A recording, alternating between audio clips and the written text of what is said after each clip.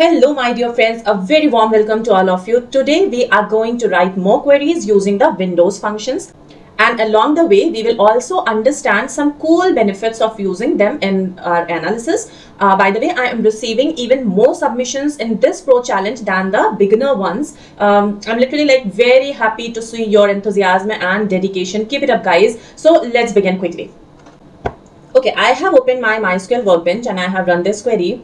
I have now entered in my database, which is online food delivery. Now, as we already know the basics of the Windows functions, so today I'm not going to explain the theory. I will explain only queries, but there is some very important thing to notice that I will explain while executing the query. So keep focusing here, guys. Okay, let me write our first query, and it is to get the customer's last order date. Okay, to get the customer's last order date. Fine. Now, how we will proceed this query? First of all, we have to get the idea of our output window. So what column should be there in our output window? There should be customer ID, as it is written here, customer's last order date. So customer ID or order ID as well, correct? What else? We must have the order date. And then this order date should be last order date. Okay, this order date should be what? Last order date. So how to get the last order date? Suppose there are dates 2nd April, 3rd April, 9th April, 14th April. So which one is the last? This one is the last date, correct? Now, how to fetch this one? So we have to apply the max function. It means among these dates, which date is the maximum? So this date will be considered as the maximum date. Okay, so for that we need to simply apply this max function. And then we will complete our code using normal standards. Fine. Now guys, I am going to show you the same result, okay, the same result where we are getting the customer's last order date using two methods. Okay, in the first method we will use the window functions. In the first method we will use the window functions, and in the second method we will simply write the code, usual codes, using the group by. Okay, in a very simple manner we will write this group by. We will write the codes using the group by, and then we will see what is the difference, how to choose whether to use window function, whether to apply window function, or whether to simply write the normal code, correct? Okay, so now let's begin with the code. Firstly, I will show you the codes using the window functions. So let's firstly select the customer ID, then order ID, and then the last order date. So for that we will use the window function, which is max of order date. Now we want to apply this max function over which data? So see here, we don't want to apply this max function over the entire table. Okay, we want to apply this function only on a particular portion of data, and we are referring this portion as window. Fine. So basically now we are opening our window to see this particular portion, to see this view, right? And how can we open this window? We have to simply write apply this max function over this view. Which view? That we will write here. Okay, so we are applying this max function over this view. Which view? This view, which will start with this parenthesis where the rows are getting partitioned by. So we have to write partition customer ID. Okay, over this view we want to apply this max function, and let's give it one alias name, which is last order date, correct? Now from orders table, all these data are available in the orders table. Now let's run it.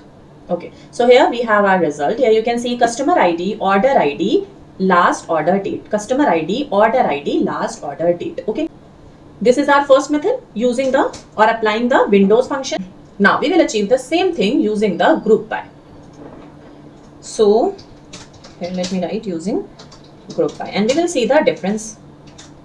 So this is our code using the group by. Here you can see select customer ID, max of order date. Okay, max of order date as last order date from orders group by customer ID. Okay, this is what we usually do. Now let's run it and see the difference. Okay, now let me firstly take the screenshot of this thing so that it will be easy for you to compare, and go aside. Fine. Now let's run this one. So here what you can see, here you can see customer ID and last order date. Okay, and in the previous one what you have seen, customer ID, order ID and the last order date. Now the thing to notice is that here customer ID 111 converts into a single row. Here you can see 3 rows. Okay, there is a detailed description. All 3 order IDs are available here. Here you can see all 3 orders IDs. But here everything is just converted into a single row. And you can simply see that customer ID 1 last order date is this. So to get the detailed result where we can see everything without losing any row, so using the Windows function, you will simply get the new column, which is last order date. Okay, to every row without losing any row. Here you can see this, all 3 rows are present. But when you were using the group by or normal codes, then here you can see everything is converted into a single row with only the last order date. I hope it is clear. Using the Windows function is simply add the one more column. Okay, without losing any important data. Correct. Now let's come to our query number 2. And query number 2 is saying to identify repeat customers, okay, who have more than one order. So how to get it? For that we need to simply imagine what output result window should be look like. So result window should be like there will be customer ID, order ID, correct? Customer ID, order date as well, and then the count of the order ID. Fine. So let me directly write here. So we need to select customer ID, comma, order ID, comma, order date, and then we will do the counting. So we'll use the count function, order ID. Now, over which view we want to apply this count function? So over, we simply have opened the window and we are looking the view. So this view is saying, so this view is basically doing the partitioning. So partition by customer ID. Okay, we want to apply this count function over this view, over this window. Now give it one alias name. So as total orders. From which table? So from orders table. But the question is that we want only those customers who have placed order more than one. Correct? So for that, what we have to do, what we can do, we cannot simply write here where total order is greater than 1, right? We have understood this thing in a previous day as well. So we cannot directly write it like this. So firstly, we have to convert it into a subquery. So let's convert it by applying the parenthesis and give this subquery a name. This is a table. So let's give this a name as subquery. And the main query will be select all columns from this table, right? Now we can easily apply the filtration, which is where total orders greater than 1. Now let's run it. Okay, customer ID, customer. Fine. Now let's run it again. So here we have our result. Here it is saying customer ID, order date and the total orders. Now let's take a screenshot of this as well and then we will see what if we will apply normal group by here also. Okay, so now I'm going to apply the group by method because we can simply do the group by here also. So this is the code of group by. Okay, so this is the code for the group by. We can simply write it, select the customer ID, count of orders IDs, and then group by customer ID, and only shows those customers whose count is greater than 1. We can simply write it like this. Now let's run it. Here also we are getting the result. Okay, customer ID 1, 2, 3, 4, 5, 6 and their total orders. These orders are those which are greater than 1. Simple. But what is the difference? Why we are applying the Windows function? See, here you can easily see that here customer ID, order date, total orders. So this total orders column is simply added here without losing any row. Here you can see all rows are present of the customer ID, all order IDs are present. We haven't lost anything. But while applying the group by, we have simply lost the data. We can simply see the total orders. Okay. Okay, so both outputs can be used or can be served different purposes in our real office scenarios, real life scenarios. So this is the difference. You have to choose carefully whether you want to apply window function or you want to solve it using simply group by. If you want to just add the new column and you don't want to lose any of your data, you want to keep all the customer IDs along with their order IDs, order dates, then you will have to choose the windows function. Or if your purpose is simply to get the total orders of the customer ID which are greater than 1, then you can simply apply this normal code with the group by. I hope it's clear, guys, till here. Okay, now let's move to our query number 3.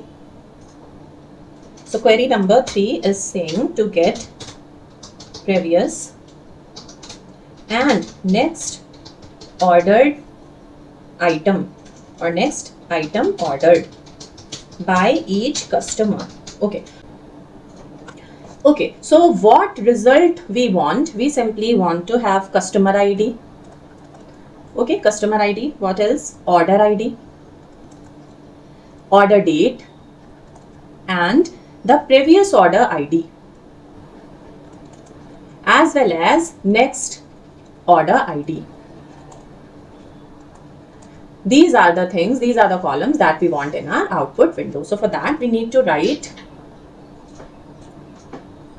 we will simply write here, select customer ID, comma, order ID, comma, order date, comma, now to get the previous order ID, to fetch the previous order ID, we will have to use the lag function. Okay, lag function over which column? So over order ID column. Okay, now we want to apply this lag function over which window? So over where partitioning is done by the customer ID,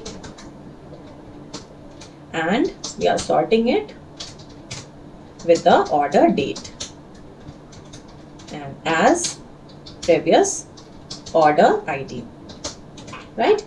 Next thing is we want the next order ID. So for the next order ID, the function that we will use is the lead function. Okay, and we will apply this on this column, order ID column. Now over which window? So over partition by customer ID and then sorting it with the order date, correct, as next order ID. This is it what we want. Now everything is available in the orders table. This is it. Here we have to apply the comma. These are the 4 columns. First column is the customer ID, then the order ID, then the order date, then the previous order ID, then the next order ID. From which table? So from orders table. Now let's run it. Okay, so here you can clearly see the requirement of this query and the result that we want. Here you have customer ID 1, order ID this, order date is this, previous order ID is nothing because we haven't purchased anything earlier. Then next order ID you can see 4741. So here the next one is the 4741, correct? Then again come to this row, third row. Here you can see customer ID 1 and the previous order ID it is written 741. So just before order ID you can see here. Next order ID null because he hasn't placed any order after that. So it is written null here. And likewise you can see it for the customer whose ID is 2, whose ID is 3 and 4 and so on.